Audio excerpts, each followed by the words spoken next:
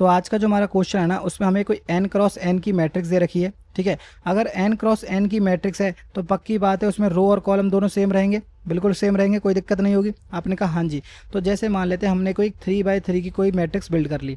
ठीक है, ये हमारे पास इनपुट मैट्रिक्स है और लेट से इसमें नंबर रख लिए, लेट से 1 7 3 9 8 2 एंड 4 5 6। ठीक है, ये हमने कोई एज इट इज नंबर लिख लिए। अब इसमें क्वेश्चन में आपके पास 3 पॉइंट्स दे रखे हैं। पहला पॉइंट तो ये है कि जो भी आपके पास इनपुट मैट्रिक्स है आप उसमें कुछ भी करो। ठीक है, और एज इट इज़ आपके पास जो रिटर्न टाइप है वो भी आपके पास मैट्रिक्स ही होना चाहिए। ठीक है, और दूसरा इन्होंने बोल रखा है कि जो आपके पास बॉटम डायगोनल्स हैं, ठीक है, और मिडिल डायगोनल्स हैं, आप उनको क्या कर दो, शॉर्ट कर दो। किस ऑर्डर में शॉर्ट कर दो? नॉन इंक्रीजिंग ऑर्डर में शॉर्ट कर दो। ठीक है जी, समझ गए, कोई दिक्कत? बिल्कुल। और थर्ड पॉइंट इन्होंने बोल रखा है जो आपके पास टॉप डायगोनल्स हैं उनको शॉर्ट कर दो। किस ऑर्डर में? नॉन डिक्रीजिंग ऑर्डर में, नॉन डिक्रीजिंग। ठीक है, नॉन डिक्रीजिंग का मतलब क्या है? इंक्रीजिंग ऑर्डर, यानी कि नंबर बढ़ते जाने चाहिए या फिर सेम रहने चाहिए। नॉन इंक्रीजिंग का मतलब यानी कि डिक्रीज ना हो। ठीक है, सॉरी, नॉन इंक्रीजिंग का मतलब इंक्रीज ना हो, या तो डिक्रीज हो या फिर सेम रहे। ठीक है, इस तरीके से आपने कहा जी ठीक है, मुझे क्वेश्चन समझ आ गया। अब क्वेश्चन समझ आने के बाद मैं अगर हमें कहूँ कि जैसे मान लेते हैं हमारे पास ये कोई एग्जाम्पल है। ठीक है, इसका आउटपुट क्या होना चाहिए? ठीक है, आउटपुट से पहले ये चेक करो कि हम डायगनली ट्रेवर्स कर रहे हैं, तो डायगनली कैसे कैसे ट्रेवर्स कर सकते हैं। देखो, एक तो तरीका ये है कि आप इस तरीके से ट्रेवर्स करो, जैसे ये वाला। ठीक है, क्योंकि इसमें डायरेक्शन नहीं लिखी हुई है डायगनली ट्रेवर्स करनी, एक तो ये हो गया। ठीक है, और दूसरा जैसे मान लेते हैं हमारे पास कोई सेम मैट्रिक्स है। ठीक है, सेम मैट्रिक्स हो गई, तो मैं कह रहा हूँ कि एक तो तरीका हमने ये वाला लिखा, दूसरा तरीका आप इस तरीके से भी डायगनली ट्रेवर्स कर सकते हो। ठीक है, इस तरीके से भी ट्रेवर्स करते हो, यानी कि डायरेक्शन डिफाइन कर दिए मैंने। बट क्वेश्चन में ऐसा कोई डायरेक्शन नहीं है, तो हम डिफॉल्ट डायरेक्शन ये वाली लेने वाले हैं। ठीक है, आप ये भी मतलब इससे आंसर नहीं आ रहा है तो इसलिए हमने ये वाली डायरेक्शन ली है। ठीक है, आप क्वेश्चन आपने कहा जी ठीक है, मुझे डायरेक्शन समझ आ गई, क्वेश्चन समझ आ गया। ठीक है, अब मैं आपसे पूछूं कि मेरे पास बॉटम डायगनल्स कौन कौन से हैं। बॉटम डायगनल्स कौन कौन से हैं? तो मैंने कहा बॉटम डायगनल सेंटर मिडिल वाले को छोड़ दो और उससे नीचे वाले सारे मिडिल हैं, सॉरी बॉटम है। तो आपने कहा जी ठीक है, ये वाले बॉटम डायगनल्स हो गए। अब मैं आपसे कह रहा हूँ टॉप डायगनल्स कौन से हैं? तो मिडिल वाले को छोड़ दो और ऊपर वाले सारे डायगनल्स आपके पास टॉप वाले डायगनल्स हो गए। ठीक है, तो ये हमारे पास बॉटम वाले हो गए, ये हमारे पास टॉप वाले हो गए। ठीक है, अब मैं आपसे पूछूं मिडिल वाला कौन सा डायगनल है? तो आपने कहा मिडिल वाला मेरे पास ये वाला डायगनल है। ठीक है, आपने कहा जी ठीक है, मुझे एग्जाम्पल भी समझ आ गया। अगर मैं आपसे पूछूं कि इसका आउटपुट क्या आने वाला है, ठीक है, आउटपुट क्या आने वाला है, तो आउटपुट के लिए लेट से हम कोई सेम ही मैट्रिक्स को दोबारा बना लेते हैं। ठीक है, सेम ही मैट्रिक्स को दोबारा बनाते हैं जिससे उसमें कन्फ्यूजन ना आए। ठीक, अब मेरे पास कौन सा मिडिल डायगोनल है? मिडिल डायगोनल है हमारे पास 1 8 2, यही तो है मिडिल डायगोनल 1 8 2। अब इसको क्या करना है हमें? नॉन इंक्रीजिंग ऑर्डर में शॉर्ट करना है, यानी कि इंक्रीज ना हो। ठीक है, सॉरी 1 8 6 है, सॉरी नॉन इंक्रीजिंग ऑर्डर में, यानी कि डिक्रीज रहे, तो यानी कि 8 6 1।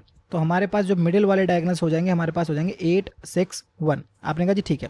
बॉटम डायगोनल कौन सा है दूसरा? आपने कहा 9 और 5 है, इसको हमें क्या करना है? नॉन इंक्रीजिंग में। तो ये ऑलरेडी नॉन इंक्रीजिंग है तो इसको हमने एज इट इज़ यहाँ पर लिख दिया। ठीक है, 4 एक सिंगल नंबर है तो 4 को हमने एज इट इज़ लिख दिया। ठीक है, तो बॉटम डायगोनल वाला काम हमारा हो गया। ठीक है, बॉटम डायगोनल वाला काम हमारा हो गया। अब मैं क्या कर रहा हूँ? टॉप डायगोनल्स, क्या कर रहा हूँ? टॉप डायगोनल फाइंड आउट करो। तो टॉप डायगोनल आपके पास ये रहे 7 और 2। तो 7 और 2 के केस में आपको क्या करना है? नॉन डिक्रीजिंग, यानी कि देखो ये डिक्रीज हो रहा है बट इसको क्या कर दो? शॉर्ट कर दो। तो हमारे पास क्या आ गया शॉर्ट करके? 2 और 7। तो ये 2 और 7 एज इट इज़ यहाँ पर आ जाएगा। ये 3 एक सिंगल नंबर है तो 3 का 3 एज इट इज़ आपके पास आंसर आ जाएगा। ठीक है, तो ये हमारे पास एक आउटपुट मैट्रिक्स है जो कि हमें रिटर्न करनी है। ठीक है, तो आपने कहा जी मुझे क्वेश्चन भी समझ आ गया, मुझे एग्जांपल भी समझ आ गया। ठीक है, अब इसका चेक करते हैं कि हम कोड वाइज कैसे करने वाले हैं, तो मुझे लगता है उससे आपको ज़्यादा क्लैरिटी हो जाएगी। ठीक है, तो उसके लिए भी हम सेम ही एग्जांपल लेने वाले हैं। जैसे मान लेते हैं हमने कोई एग्जांपल लिया, वही सेम। ठीक है, वही सेम लेंगे। आजा भाई जल्दी, 1 7 3, ठीक है, 9 8 2 एंड 4 5 6। ठीक है, अगर मैं आपसे कहूं कि भाई इसके डायगनल्स प्रिंट कर दो सारे, क्या कर रहा हूं? आपके सारे सारे डायगनल प्रिंट कर दो। तो पहला डायगनल आपके पास हो जाएगा 1 8 6। ठीक है, मैं दूसरा डायगनल कह रहा हूँ आपके पास 9 और 5, ये वाला डायगनल। ठीक है, तीसरा डायगनल आपके पास 4 आ जाएगा। ठीक है, ये वाला। फिर उसके बाद आपके पास एक डायगनल ये आ जाएगा 7 और 2। ठीक है, और एक डायगनल आपके पास आ जाएगा ये 3। ठीक है जी, कोई दिक्कत? अगर मैं आपसे पूछ रहा हूँ क्या इससे कोई पैटर्न स्पेसिफाई कर पा रहे हो कि नहीं, तो पहले पैटर्न के लिए आपने बोला कि पैटर्न तो कर लेंगे, पहले इसमें पर बताओ ना कैसे पैटर्न फॉलो करेंगे। तो उसके लिए लेट से हमको एक इनके इंडेक्सेस मैनेज कर लेते हैं कि भाई उनसे कोई पैटर्न बन पाए कि नहीं। ठीक है। तो जैसे मान लेते हैं हमने यहाँ पर रखा 1, तो 1 कौन से नंबर पर आ रहा है, आपने कहा 0,0 पर आ रहा है, बिल्कुल ठीक है जी। फिर हमने कहा 8 किस पे आ रहा है, 8 आपके पास 1,1 पे आ रहा है, ठीक है जी, ठीक है। 6 अगर मैं चेक करूँ तो 6 किस पे आ रहा है, आपके पास 2,2 पे आ रहा है, बिल्कुल जी ठीक है। अगर मैं आपसे पूछूं 9 कौन से पे आ रहा है, तो 1 रो और सेकंड सॉरी 0th कॉलम पे आ रहा है, बिल्कुल ठीक है। अगर मैं आपसे पूछूं 5 कहाँ पर आ रहा है, 5 बोल रहा है सेकंड रो और फर्स्ट कॉलम पर आपके पास आ रहा है, आपने कहा जी ठीक है। अगर मैं आपसे पूछूं ये 4 कहाँ है, ये रहा, तो 4 कहाँ पर आ रहा है, सेकंड रो और 0th कॉलम पर आ रहा है, बिल्कुल जी ठीक है। अगर मैं 7 की बात करूं, ये 7 कहाँ पर आ रहा है, आपने बोला 0th रो और फर्स्ट कॉलम पर आ रहा है, ठीक है। अगर मैं इस 2 की बात करूं तो 2 आ रहा है फर्स्ट रो और सेकंड कॉलम पर, ठीक है। और ये 3 की बात करूं तो 3 कहाँ पर आ रहा है, सिंगल नंबर है तो कहाँ पर आ रहा है, 0 रो और सेकंड कॉलम पर, ठीक है। तो मैं अगर आपसे पूछूं क्या इससे कोई पैटर्न मिल पा रहा है, आपने कहा चेक कर लेते हैं। पहले एक हमारे पास ऑप्शन है कि i+j करके देखें कि इनसे कोई पैटर्न आ पा रहा है कि नहीं। तो 0+0, अगर मैं 0+0 करूँ तो 0 आ रहा है, ठीक है। 1+1 करूँ तो 2 आ रहा है, और 2+2 करूँ तो यानी कि 4 आ रहा है। तो यानी कि ऐसा कोई कॉमन नंबर नहीं आ रहा जिससे मैं इनको मैनेज कर सकूँ, ठीक है, सेम डायगोनल्स को एक साथ रख सकूँ। आपने कहा जी ठीक है, i+j से बात नहीं बनेगी, i+j से बात नहीं बनेगी, i-j करके देखते हैं। क्या करते हैं, i-j करते हैं। अगर जब मैंने i-j किया ना, तो लेट से 0-0 कर रहे हैं तो क्या आ रहा है, बिल्कुल आपके पास 0 आ रहा है, बिल्कुल ठीक है। 1-1 कर रहे हैं तो बिल्कुल भी 0 आ रहा है। 2-2 कर रहे हैं तो फिर से आपके पास 0 आ रहा है। तो यानी कि सेम की आ गई इनकी, तो यानी कि जो सेम डायगनल्स थे वो एक साथ आ गए। तो ये भी 0 आ रहा है इसका, ये भी 0 आ रहा है इसका, ये भी 0 आ रहा है, ठीक है। तो सेम डायगनल्स को हम एक साथ रख सकते हैं, ठीक है। तो आपने कहा जी ठीक, इसके लिए तो ठीक है, बाकियों के लिए चेक करके देखो। तो इसके लिए चेक करके देखते हैं, ठीक है। अगर 9 के लिए चेक कर रहे हैं तो 1-0 यानी कि i-j आपके पास 1 आ रहा है, बिल्कुल जी ठीक है, 1 आ रहा है। अब इसके लिए चेक करते हैं तो 2-1 बिल्कुल जी 1 आ रहा है, बिल्कुल ठीक है। 2-0 बिल्कुल 2 आ रहा है, ठीक है। 0-1 यानी कि -1 आ रहा है। 1-2 यानी कि -1 आ रहा है। 0-2 यानी कि -2 आ रहा है, ठीक है। तो क्या आपको यहाँ से कोई पैटर्न मिल पा रहा है, आपने कहा हाँ जी एक पैटर्न मिल पा रहा है। क्या पैटर्न मिल रहा है कि जहाँ जहाँ पर सेम डायगनल्स के, जो भी ये सेम डायगनल्स है ना, डायगनल्स का पार्ट है, उनकी की सेम है। तो अगर मैं आपसे पूछूं तो क्या इनको कहीं से मैनेज कर सकते हो, आपने कहा हाँ जी, कैसे कि जैसे मान लेते 0 है, ठीक है। तो 0 के केस में हमारे पास कौन से आ रहे हैं, 1-8-6, यानी कि ये तीनों सेम डायगोनल का पार्ट हैं। क्या है, सेम डायगोनल का पार्ट हैं। अगर मैं आपसे पूछूं 1, तो 1 के केस में आप चेक करो तो क्या आ रहा है आपके पास, 9 और 5, हाँ जी भाई ये भी सेम डायगोनल का पार्ट है। तो 2 के केस में चेक करो 4 ये भी एक सेम डायगोनल का पार्ट है, आपने कहा जी ठीक है। अब मैं कह रहा हूँ -1, ठीक है, -1 क्या ये सेम डायगोनल का पार्ट है, आपने कहा 7 और 2 आ रहे हैं -2 पे, ठीक है, -1 पे, तो हाँ जी ये भी सेम डायगोनल का पार्ट है, ठीक है। इसी तरीके से -2 आ रहा है, ये भी सेम डायगोनल का पार्ट है, तो यानी कि 3 आ गया, ठीक है। तो अब हमने क्या पैटर्न फॉलो कर लिया, ये पैटर्न फॉलो कर लिया कि अगर मैं i-j कर दूं तो जो भी सेम डायगोनल का पार्ट है वो मैं एज अ की मैनेज कर सकता हूँ, ठीक है। या तो आप यहाँ पर मैप यूज़ कर लो, ठीक है, कि अब 0 की पे ये वाले इंडेक्स, ये वाले डायगोनल वैल्यू आ जाएंगी, 1 पे ये आ जाएंगी, या फिर आप एरे मैनेज कर लो, आपके ऊपर है, जो भी आपको सूटेबल लगे वो। हम मैप से करने वाले हैं, ठीक है, मैप से करने वाले हैं। तो आपने कहा जी ठीक है, हम डायगोनल्स फाइंड आउट कर लिए, हमने की से ही फाइंड आउट कर लिए, पर ये बताओ ना, ये टॉप डायगोनल का पार्ट है कि मिडिल डायगोनल का पार्ट है या बॉटम का पार्ट है, आपने कहा जी ये भी आपका अच्छा क्वेश्चन है, ठीक है। तो यहाँ पर आप नोटिस करो, तो 0 जो है, 0 कौन सा है, 0 ने आपने बोला जी मिडिल डायगोनल है, ये कौन सा है, मिडिल डायगोनल है।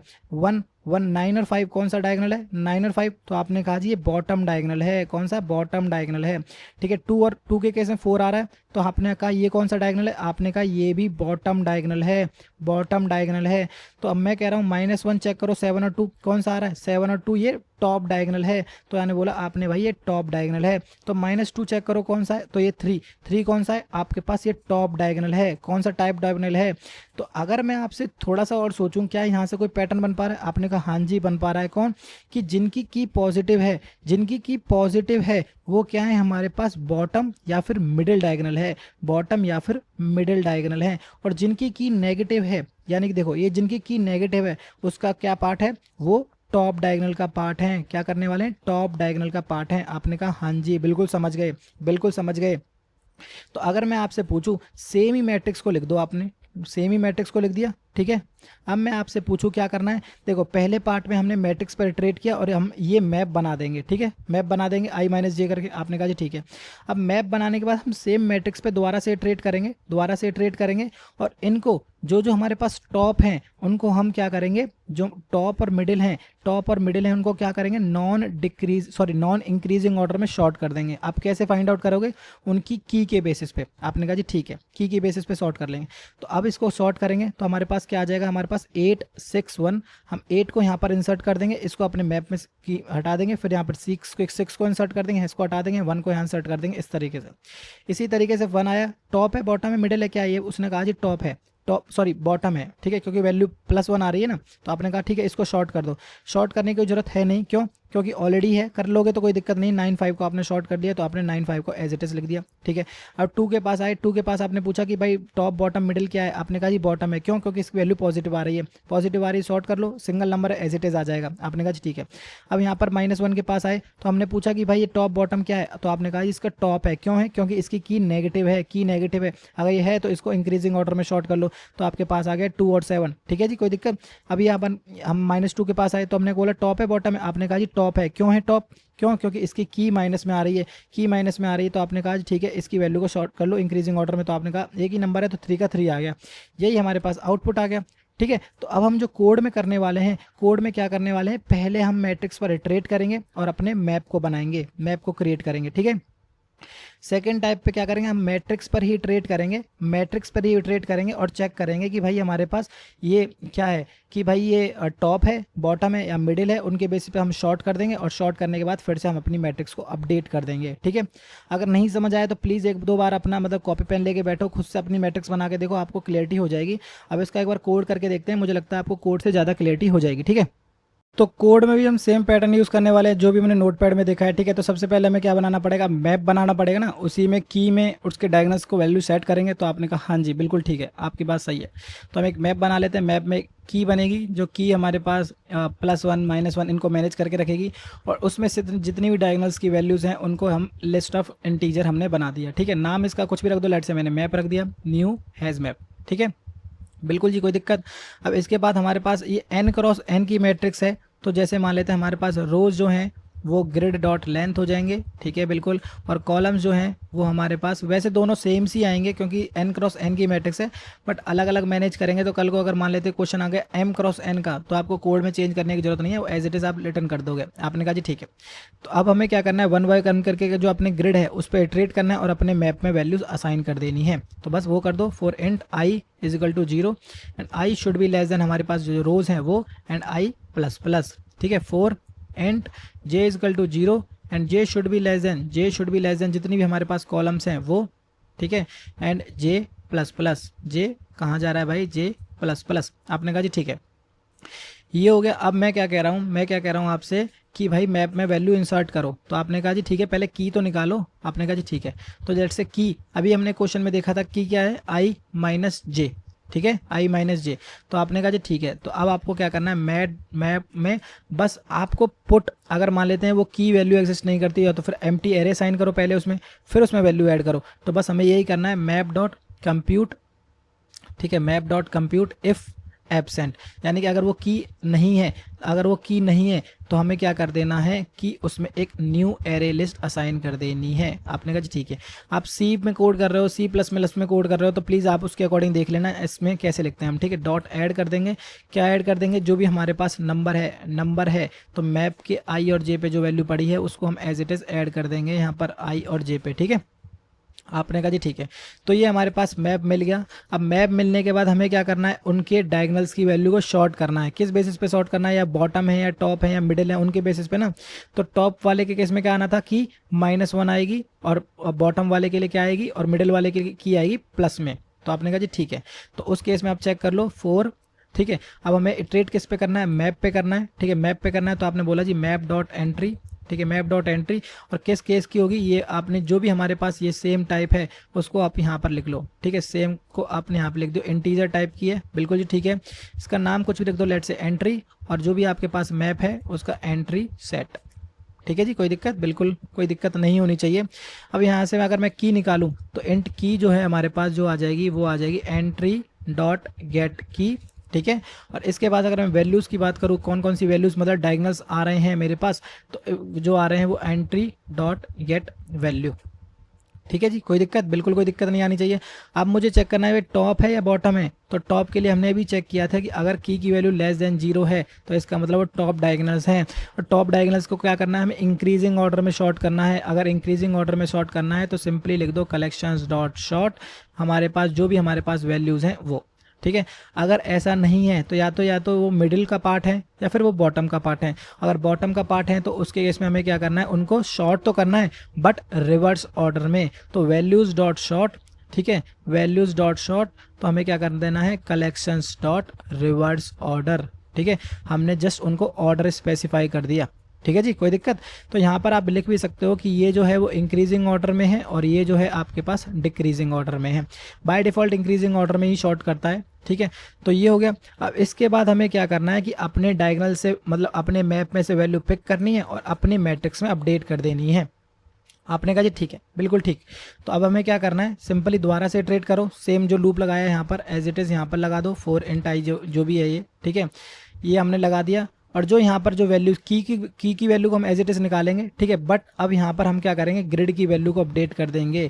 ग्रिड आई और जे पे जो वैल्यू होगी वो कौन सी होगी, जो हमने मैप में से फाइंड आउट करी है। तो मैप में से निकालो, मैप डॉट गेट, और की हमारी ये हो जाएगी, ठीक है। और इसमें से हम क्या करने वाले हैं, जैसे मान लेते हैं हमारे पास था 186, ठीक है, तो हमने क्या कर दिया था 861 किया था ना, तो 8 को हमने निकाला और अपने ग्रिड में डाल दिया, ठीक है। तो उसके बाद हमें मैप में से रिमूव भी तो करना है।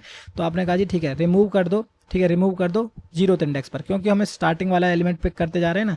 ये रिमूव करके वैल्यू देगा, उसको हम ग्रिड में एज इट इज़ डाल देंगे। और कुछ करना है हमें, बिल्कुल कुछ नहीं करना भाई, सिंपली रिटर्न कर दो ग्रिड, ठीक है। अभी के केस में देखो, इनपुट में जो ग्रिड आ रहा है उसी में हमने वैल्यू चेंज करी है, ठीक है। तो ये एक नॉर्मली रिकमेंडेशन नहीं है कि भाई आप इनपुट में ही चेंज करो, आप पैरेलली कुछ और बना सकते हो, ठीक है, मतलब कोई और वेरिएबल बना सकते हो। एक एरर तो पक्की आती ही आती है, बिना उसके तो चलने का कोई सवाल ही नहीं है। तो ये क्या कह रहा है, मैप में से कर रहे हैं क्या हम, भाई ये छोटी मोटी गलती कहाँ से हो जाती है पता नहीं। ग्रिड आएगा यहाँ पर, मैप थोड़ी कर रहे हैं, मैप में से थोड़ी वैल्यू फाइंड आउट कर रहे हैं।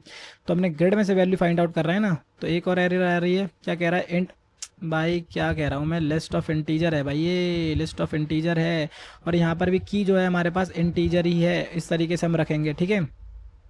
छोटी मोटी एरर्स आएंगी, आने दो भाई, इनसे कोई दिक्कत नहीं, लॉजिक मतलब आपका गलत नहीं होना चाहिए। तो ठीक है, तो रन तो ये हो गया। अब इसको एक बार सबमिट करके देख सकते हो। इसके टाइम कॉम्प्लेक्सिटी की बात कुछ नहीं है, वो रो इंटू कॉलम से हम कर रहे हैं 1 बाय 1 करके ट्रेड। तो यही हमारे पास n इंटू एम की मैट्रिक्स हो जाएगी। अगर n इंटू एम की है तो n इंटू एम टाइम है, यहाँ पर n इंटू एन की है तो n स्क्वायर आपकी टाइम कॉम्प्लेक्सिटी हो जाएगी, ठीक है। तो यही थी वीडियो, अगर अच्छी लगी हो तो लाइक वाइक कर लेना और ज़्यादा अच्छी लगी हो सब्सक्राइब कर लेना। तो मिलते हैं नेक्स्ट वीडियो में, थैंक यू।